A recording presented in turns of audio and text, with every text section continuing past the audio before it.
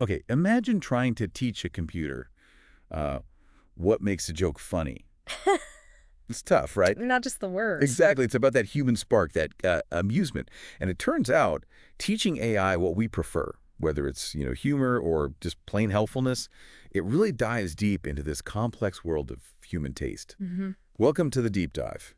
Today, we're tackling something super interesting and honestly really crucial in AI right now. Reinforcement learning from human feedback, RLHF. Right. Think of it as the secret sauce, tuning these advanced AI models, helping them understand and sort of align with what we humans actually find useful or valuable. Absolutely. And for this deep dive, we're lucky. We've got a fantastic resource, a really comprehensive research paper. It's by Dr. Nathan Lambert, who's a leading researcher in RLHF. Oh, great. Yeah, his work basically maps out the whole landscape, everything from like the basic question of what even is preference to the nitty-gritty details of collecting data and designing the algorithms. So consider this our guided tour. Exactly, a guided tour through some vital research. Okay, so our mission today is pretty straightforward. We want to give you, our listeners, a real kind of in-depth understanding of how these AI models, especially the big language models we're all interacting with now, how they're being shaped by our input. We're not just scratching the surface here. No way. We want to get into the core mechanisms, the real challenges researchers are facing, and the cutting-edge techniques they're developing. Sounds good. So let's dive in. What's the very first hurdle when we try to teach AI, like what we like? Well, it often comes down to something that sounds simple, but is actually incredibly deep. How do you define good? Right, like good art or Exactly. The paper uses a great example, a goldfish poem. If you ask an AI, who was the U.S. president in 2006, a well-trained model, like Tulu-3 mentioned in the paper, gives you a straight answer. George W. Bush, term dates, done. concise, factual. Yep. But ask it for a good poem, well, now you're in a totally different ballpark. How do you even write a rule for that? For, like, aesthetic appreciation? You really can't just make a checklist for good poem, can you? And the paper points out, right, that a model before this preference tuning, it might ramble on even for the factual question. Yeah, exactly. It might give you tons of metadata, just sort of dump information without focusing on the core answer. So it's clear this preference learning, this RLHF process, is what makes the model give those, focused, relevant answers for certain types of questions. Okay, so if we can't just hand the AI a definition of good, how does RLHF actually work around this? It's clever, actually. RLHF uses human feedback as an indirect signal for that target reward. So instead of coding good poem rules, we show the AI different poems, maybe two at a time, and humans say, okay, I prefer this one. That comparison makes sense. And what's really wild is how many different fields kind of come together in RLHS. You've got philosophy, asking about what preference is. You have psychology, looking at how we make choices. Economics too, right? Decision theory. Absolutely. Economics, decision theory for value frameworks, then optimal control, reinforcement learning, deep learning, the heavy hitters on the computation side. And importantly, each field brings its own baggage, its own assumptions about preferences. So it's not just coding. It's tangled up in these fundamental questions about humans. Deeply rooted, yeah. It's a technical challenge, sure, but it's also wrestling with these big ideas about human values. Okay, let's dig into that idea of preference then. The paper mentions this concept of a rational agent maximizing a utility function. That sounds pretty economic. What's that about? Yeah, that was kind of the initial inspiration, drawing from fields like optimal control. The idea was to design AI like a perfectly logical decision maker, always choosing the option that gives the best outcome, maximizing its utility.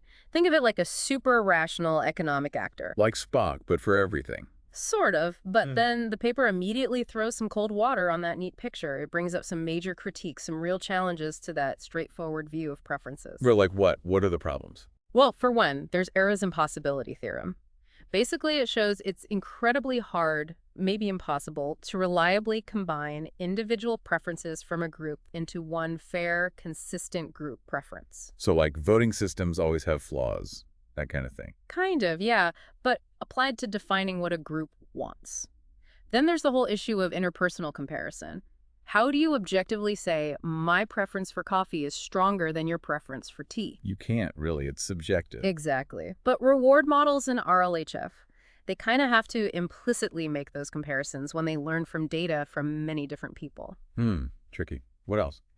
The paper also flags that our preferences aren't static, they change over time, depending on the context, What you want for breakfast isn't what you want for dinner. Sure. And maybe the most concerning one, if you aggregate tons of preferences, it might actually make the AI harder to steer or correct later if it starts going off the rails. It becomes sort of locked into the average, which might not be ideal. Wow, okay. Yeah. That's a lot of complexity. So given all that, is RLHF actually trying to achieve like perfect alignment with some single definition of human values?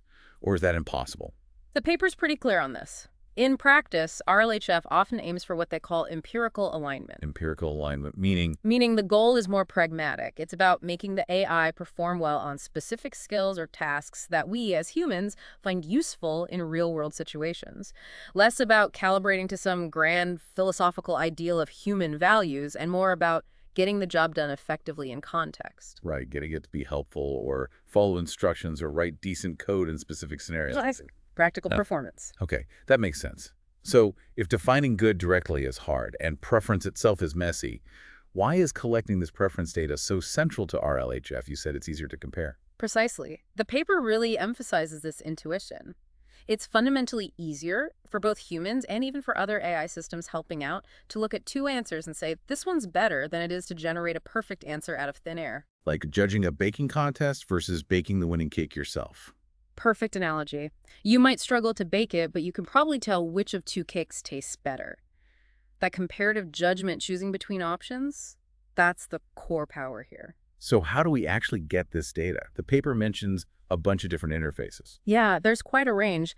At a very basic level, you could just look at how users interact with a model that gives implicit data, but more directly, you have things like thumbs up down buttons we see everywhere. Right, like on YouTube comments or ChatGPT. Exactly. Then there are competitive platforms like Chatbot Arena, where people compare anonymous answers from different AI side by side. That gives really valuable relative preference info. That sounds useful for ranking models. Very. And then you get more structured methods. Multi-choice, A is better, B is better, maybe they're tied, maybe they're both bad. Or Likert scales rate this on a scale of 1 to 5 or 1 to 8. Though, interestingly, those ratings often get simplified back down to just binary signals like preferred versus not preferred for the actual training. Why simplify it? It often just works better with the current algorithms, makes the math cleaner. But yeah, even in creative tools like Midjourney for images, when you pick one image out of the 4 it generates, that's preference data. Wow, it's collected in so many ways. The paper also mentioned structured preference data. What's that? That's where the preference is kind of inherent in the data structure itself, so you can determine it automatically. The classic example is math problems. A correct answer is just fundamentally preferred over a wrong one. No human judgment needed there. Right. And the paper uses the goldfish poem again to illustrate. Say you add a rule. Every sentence must start with G. Now you can automatically generate preference data. A poem following the rule is better in that narrow sense than one that doesn't. It's a way to create synthetic preferences based on constraints. Clever. So you can generate data without needing humans for every single comparison. Exactly. And the paper briefly mentions other feedback types too, like just labeling a single answer good or bad, or even using natural language feedback telling the AI why you prefer something. But those have their own complexities in how you process and use them effectively. It really sounds like getting all this data, especially the human-labeled kind, must be a massive logistical effort. Oh, absolutely. The paper touches on this, how fast the field moves, and how access to good data providers is as crucial as having computing power. You need incredibly clear instructions for the human labelers. Like super detailed. Yeah, the paper points to OpenAI's GPT instructions as an example of the level of detail needed, and managing this whole labeling pipeline at scale. Well, that's why companies like Scale AI exist. It's a big operation. Figure 11 in the paper shows this cycle, getting batches of data from different vendors. It's iterative. Okay, so we've managed to collect this mountain of preference data. Now what? How does it actually teach the AI? That's where reward modeling fits in, right? Exactly. Reward models are like a central piece of modern RLHF. You can think of them as learned proxies or stand-ins for human preferences. So instead of humans giving the AI a thumbs up during training. Right. We train a separate model, the reward model, to predict what a human would prefer. It learns from all that comparison data we collected. Typically, it predicts the probability that, say, response A is preferred over response B. And how do we train that model? the reward model? The paper lays out two ways, mathematically equivalent, both stemming from something called the Bradley-Terry model, which is used for pairwise comparisons. The basic goal is simple. Adjust the reward model's parameters so it gets really good at predicting the preferences seen in the training data, maximize the likelihood of the observed preferences. And what does the reward model look like architecturally? Often, it's built on top of a pre-trained language model itself. You take a model like a transformer, and you stick a small, simple classification head on top. This head just learns to output a single score representing the predicted preference based on the text it's given.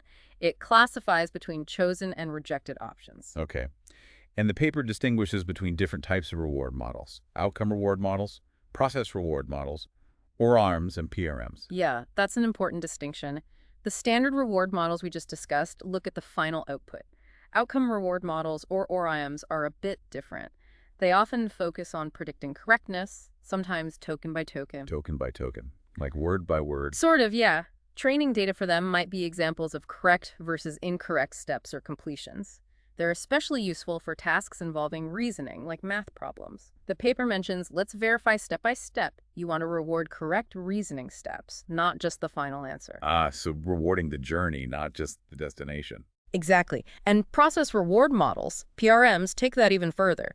They assign scores to individual intermediate steps in a whole reasoning chain, but that requires much more detailed human annotation, marking the quality of each step. That sounds incredibly labor-intensive to create that data. It definitely can be. Which leads nicely into another idea the paper discusses: generative reward modeling. Using AI to judge AI. Pretty much. Yeah. Given how costly human data is, researchers are exploring using highly capable LLMs themselves as the judges. You give a powerful model instructions on how to evaluate, show it the prompt and two responses, and ask it which is better according to certain criteria. Can you trust the AI's judgment, though? That's the key question. By using low temperature settings, essentially making the AI judge less random and more deterministic, you can get more consistent ratings. And benchmarks like MTBench are specifically designed to evaluate models using these LLM as judge approaches. It's a very active area. Okay, so we have ways to model preferences. No, the paper talks about regularization. Why is that needed? It sounds like trying to hold the model back. It's crucial, actually. It's about preventing the main language model from getting too good at just maximizing the reward score given by the reward model. This is called over-optimization. What happens if it over-optimizes? It can start generating outputs that score really high according to the reward model, but are actually nonsense or repetitive or just weird. They might exploit loopholes in the reward model rather than actually being helpful or aligned with true human preference. It's like gaming the system. Like teaching to the test, but for AI. Exactly like that. So regularization helps keep the training on track. And how do we do that? How do we regularize? A very common technique involves penalizing the language model if its behavior starts to stray too far from its behavior before the RLHF tuning began.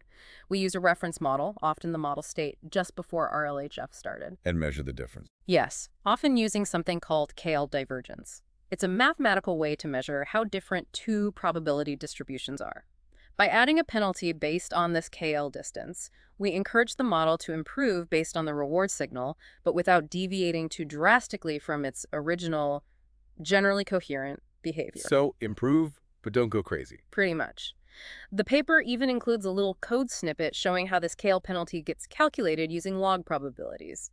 It's worth noting, though, that the direct alignment algorithms handle this regularization slightly differently, often implicitly. We'll get to those. But first, the paper mentions instruction fine-tuning. IFT often happens before RLHF. What's that for? Right. IFT is usually a prerequisite. It's where you take a base language model and train it on a large data set of examples, prompts, and desired responses. This teaches the model the basic format of following instructions and generating answers. Well, it learns how to have a conversation, basically. The Q&A format. Exactly. It learns the turn-taking structure, how to respond to a user's request. It gets the model ready for the more nuanced preference tuning of RLHF by making sure it can generate reasonable initial responses. It sets the stage. And the chat templates mentioned in the paper help with that. Yeah, chat templates are key for structuring the conversation data during IFT and also during inference. They define roles like system, user, assistant, and use special tokens like imstart and amend shown in the paper to mark whose turn it is. Like stage directions for the AI. Good way to put it. This consistent formatting helps the model understand the flow of dialogue. The paper shows examples from OpenAI's ChatML, Zephyr, Tulu. Different models use slightly different templates. Okay, so IFT gets the model ready. Now let's talk about those direct alignment algorithms, DAAs. Hmm. The paper highlights direct preference optimization, DPO. That's a big one. What's the main idea? Bypassing the reward model. Yeah, that's the core goal. DAAs like DPO aim to directly optimize the language model to align better with human preferences, but without needing to explicitly train a separate reward model first, and often without using traditional RL optimizers during this specific alignment phase. How does DPO manage that? It sounds simpler, but maybe more complex under the hood. It's mathematically quite elegant, actually. DPO works directly with the preference pairs, the chosen and rejected responses. Its loss function basically looks at the ratio of probabilities the current model assigns to the chosen response versus the rejected one. A ratio. Yeah, and crucially, it also considers the probabilities assigned by that reference model we talked about earlier, the pre-RLHF model. The objective is to increase the probability of the chosen answers and decrease the probability of the rejected ones relative to that reference model. So the reward signal is kind of implicit in that ratio. Yeah, exactly. The paper calls it an implicit reward. The gradient update directly pushes the model's parameters in the direction of favoring preferred outputs over rejected ones, constrained by how far it moves from the reference. It's a more direct nudge. Interesting. More direct, less intermediate steps. But the paper mentions some potential downsides or complexities. It does. DPO, in its basic form, treats all preference pairs equally, which might not be ideal if some preferences are much stronger than others. And there are variants like IPO, SLICHF, or RPO that try to address nuances like these. Or EO. Yeah, ORPO is interesting because it tries to combine the instruction tuning step and the preference alignment step, and it even gets rid of the explicit reference model, simplifying things further but with its own trade-offs. There are also numerical stability concerns sometimes, and the static KL penalty in DPO can be a limitation. Memory usage can also be a factor in some implementations. So DAAs are a promising, potentially simpler path, but still evolving.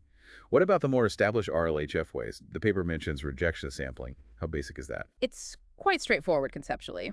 Step 1.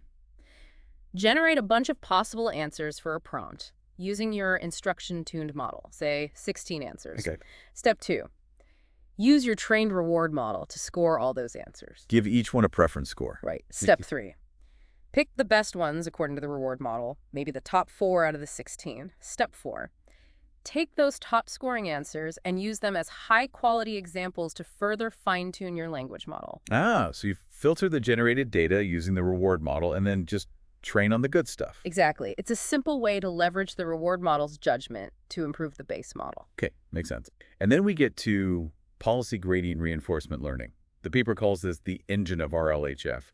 What's the core idea here? Policy gradient methods are really the fundamental RL algorithms that allow the language model, the policy, to learn from the reward signals. They directly optimize the model's parameters to maximize the expected reward over time. Maximizing the reward. Right. The goal is to adjust the probabilities of generating different sequences of words so that sequences leading to higher rewards become more likely. Algorithms like reinforce and PCO are key examples mentioned. The paper also talks about a value function helping out here. What does it do? Yeah, the value function tries to estimate the expected future reward the model might get from a certain point onwards. It acts as a baseline. A baseline for what? For judging whether the reward actually received was better or worse than expected. The difference between the actual reward and this expected value baseline is called the advantage. Using the advantage helps reduce the variance, the noise, in the learning signal, making the whole process more stable and efficient. So it helps the model learn more reliably. Got it. Can you give a quick sense of how reinforce and PPO, these policy gradient algorithms, actually update the model? Sure. Reinforce is kind of the classic. It looks at the total reward from a whole generated sequence and updates the policy. Basically, if the reward was good, it makes the actions, words chosen in that sequence more probable. But it can be quite noisy because one lucky guess might get reinforced too much. Something like that. PPO, proximal policy optimization, is designed to be more stable. It has this clever clipping mechanism in its objective function. It essentially limits how much the policy can change in one go. So smaller, safer steps. Exactly. Prevents the model from suddenly changing its behavior drastically in a bad way. It's very widely used in practice because of this stability. The paper also brings up GRPO, group relative policy optimization, especially for reasoning. How's that different? GRPO takes an interesting angle. Instead of just looking at the reward for one answer, it looks at multiple answers generated for the same prompt within a training batch. It then calculates the relative advantage of each answer compared to the others in that group. Comparing answers directly within the batch. Right. It helps the model learn which reasoning path or final answer is better relative to other plausible options for the same problem.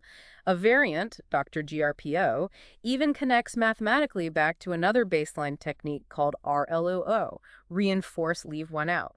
It seems quite effective for tasks where subtle differences in reasoning matter. And the paper mentions some technical details for implementing these RL algorithms with language models, masked operations. Yes, that's important practically. When you process text in batches, sentences have different lengths. You pad them to be the same length for efficient computation. Right. But you don't want those padding tokens to affect your calculations, like the average reward or the loss. Masked operations let you ignore the padding, ensuring you're only averaging or summing over the actual content tokens. The paper shows code examples for this. It's a key implementation detail. Okay, we've covered a lot of ground on the algorithms. Now, the paper introduces constitutional AI and AI feedback, RLLAF. This feels like a major shift, using AI to generate the feedback itself. It is a big deal. Constitutional AI, pioneered by Anthropic, and the broader idea of RL from AI feedback, RLLAF, are about using AI models to create the training data, especially the preference comparison. Why do that? Just cost. Cost is a huge factor, yeah. Human annotation is expensive and can be slow. Using AI feedback can potentially be cheaper and allow for much faster iteration, but there's a trade-off, as the paper notes. Human data might be noisy, inconsistent, but it's grounded in actual human judgment, maybe less systematically biased. AI-generated data can be very consistent, low noise, but it might inherit the biases of the AI judge, potentially reinforcing certain perspectives or failure modes. Low noise, high bias versus high noise, low bias. Kind of, yeah. That's a good way to think about it. So how does constitutional AI use this synthetic data? Anthropic's approach, as described, uses it in two main ways. First, they have a constitution, a set of principles for desired AI behavior. They use an AI model to critique responses generated by another AI, or even itself, against these principles, flagging violations. Okay, automated critique. Second, they use an AI judge, guided by a randomly chosen principle from the Constitution, to generate pairwise preference data. Given two responses, the AI judge picks the one that better aligns with that specific principle. This synthetic preference data then feeds into a standard RLHF pipeline. And is it better to use the same giant model for generating answers and judging them, or use specialized critic models? That's an open research question the paper touches on. Using powerful models like GPT-4 as judges seems effective because they have broad knowledge. But there's also work on training smaller, specialized critic models like Shepherd or Critic LLM, which might be more efficient or tailored to avoid specific judging biases. Finding the right balance is key. Okay, now the paper shifts gears a bit to reasoning training and inference time scaling. He uses Yann LeCun's cake metaphor. Yeah, LeCun's famous analogy. Unsupervised learning is the bulk of the cake, supervised learning is the icing, and RL is the cherry on top. The paper suggests these recent advances in reasoning training and post-training are adding, let's say, more complex layers and decorations to that cake. Training models to think step by step has become a major focus. And the goldfish poem example comes back again here, right? Showing the difference between a base model and a reasoning model. Exactly. The base model might just give a direct answer, maybe a simple poem. But the reasoning model, like DeepSeek R1 mentioned, explicitly shows its intermediate thoughts or steps before producing the final poem. It demonstrates a deeper planning or reasoning process. How do they train that reasoning ability? The core idea often involves generating multiple potential reasoning paths or intermediate steps, using some form of feedback, maybe from a reward model or verification, to identify the correct or better paths, and then reinforcing those successful reasoning steps through gradient updates. It's iterative. You mentioned synthetic data becoming more important earlier. The paper really doubles down on that for post-training, right? For prompts, completions, preferences, filtering. It's a huge trend. As the best models get incredibly capable, they can generate high-quality prompts, example answers, preference labels, and even help filter data. This massively accelerates post-training. GPT-4 class models really enabled reliable LLM as a judge tasks. Is there a risk of models just learning from themselves in circles? Model collapse. That's a valid concern the paper acknowledges. If the synthetic data isn't diverse enough or introduces biases, you could end up in an echo chamber. So, ensuring the synthetic data sources are varied and high quality is critical. And techniques like distillation transferring skills from a big teacher model to a smaller student model are also important ways to leverage synthetic data effectively. Okay, so we're training these complex models using human and AI feedback, focusing on reasoning. Hmm. How do we actually know if they're getting better? Evaluation must be key. Absolutely crucial. And as the paper stresses, evaluation itself is constantly evolving, chasing the capabilities of the models and reflecting what we currently prioritize. How has it evolved? The paper sketches a progression. Early on, maybe focused on specific NLT tasks. Then came broader benchmarks testing multiple skills like MMLU or ALPA-CAFGAVL. Now, there's a growing focus on evaluating complex reasoning, tool use, coding, things like GPQA Diamond or SWE Bench plus BEL. And lots of leaderboards popping up. Definitely. The paper mentions private ones like Scales and community ones like Chatbot Arena and Artificial Analysis. They all try to track progress, but using different methodologies. The paper also flags complexities in how we evaluate, like prompting techniques. Yes, how you prompt the model during evaluation, zero shot, few shot, chain of thought significantly impacts the score. These evaluation prompting strategies have evolved alongside the models themselves. And the difference between using evaluations for training versus just observing them. Right. If you train specifically to ace a benchmark, you might overfit to it. Observing performance gives a better sense of generalization. There are also challenges with reproducibility, especially with private evaluations using custom prompts. And ultimately, human judgment is still the ground truth through things like ELO rankings from platforms like Chatbot Arena or checking agreement with reward model scores. And the scary issue of contamination. Training data leaking into benchmarks. Yeah, that's a big headache. The paper mentions methods to detect overlap, like looking for shared text snippets, anagrams, or using perturbed versions of benchmarks. It's an ongoing battle to keep evaluations clean. Okay, almost there. The paper wraps up the body by discussing the intricacies, over-optimization, and alignment problems. What kinds of things go wrong? Over-optimization is a big one. It can be qualitative. The model starts sounding robotic or overly safe and refuses to answer things, or maybe just tries too hard to please the user in shallow ways, pandering. Like becoming too formulaic. Exactly. Or it can be quantitative. The model drifts too far from its original behavior, measured by that KL distance we talked about, potentially losing some common sense along the way. And this ties into the broader problem of misalignment. Yes. Even if the model optimizes the RLHF objective perfectly, that objective might not perfectly capture what we really want. The model might learn undesirable behaviors like sycophancy, just telling users what it thinks they want to hear because that gets rewarded during training, even though it's not genuinely helpful alignment. Tricky stuff. The paper also weighs in on style versus substance. Is RLHF just making models sound nicer? The paper argues it's more than that. Style matters for how useful and engaging a model is. RLHF definitely improves usability and chat performance, but there's a risk. The risk being? Over-optimizing for chattiness might hurt performance on other things, like math or coding. The paper mentions length bias models getting rewarded just for being verbose and how evaluations need to account for that. But it also points to models like Starling Beta as examples that seem to balance helpfulness and style well. It's not just style transfer, it affects perceived quality and usefulness. Finally, the paper connects RLHF to the real-world product, user experience, and the future. Right. RLHF is a key interface between the raw model capabilities and the actual product someone uses. It shapes the UX. Things like character training, giving models specific personalities using RLHF, like Anthropic does, are direct applications. And model specifications. Yeah, the paper highlights OpenAI's example. These specs try to formally describe how a model should behave, its goals, rules, limitations. They provide a target to aim for and a way to evaluate if the model actually meets the intent. Super important for transparency and maybe even regulation down the line. So RLHF is really about bridging the gap between AI capabilities and human needs in real products. Exactly. It's a core tool for understanding what users prefer, in real time sometimes, and shaping AI to meet those needs. The paper concludes that while techniques will evolve, maybe focusing more on specific task performance, the fundamental problem RLHF tackles mapping messy human values onto AI systems that's going to be with us and actively researched for a long, long time. Decades, probably. Wow. Okay, that was incredibly thorough. Yeah. An amazing deep dive into RLHF.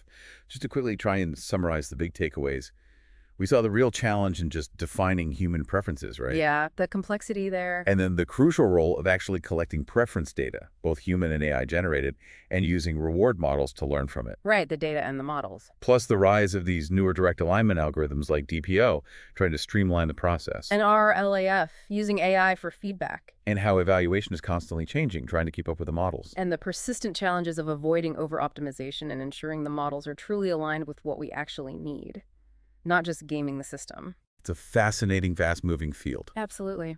And maybe a final thought to leave listeners with. As these AI systems get woven deeper into our lives, the ways we choose to teach them our preferences, well, that's not just going to shape the AI. Right. It might also subtly shape us, reflecting back our own evolving understanding of what we actually value. That's a really powerful point to end on. Something to definitely mull over. We really encourage you, if this sparked your interest, to think critically about the AI you use every day and these complex mechanisms underneath. And maybe check out Dr. Lambert's paper if you want the full technical detail. Definitely. Thanks so much for joining us on this deep dive.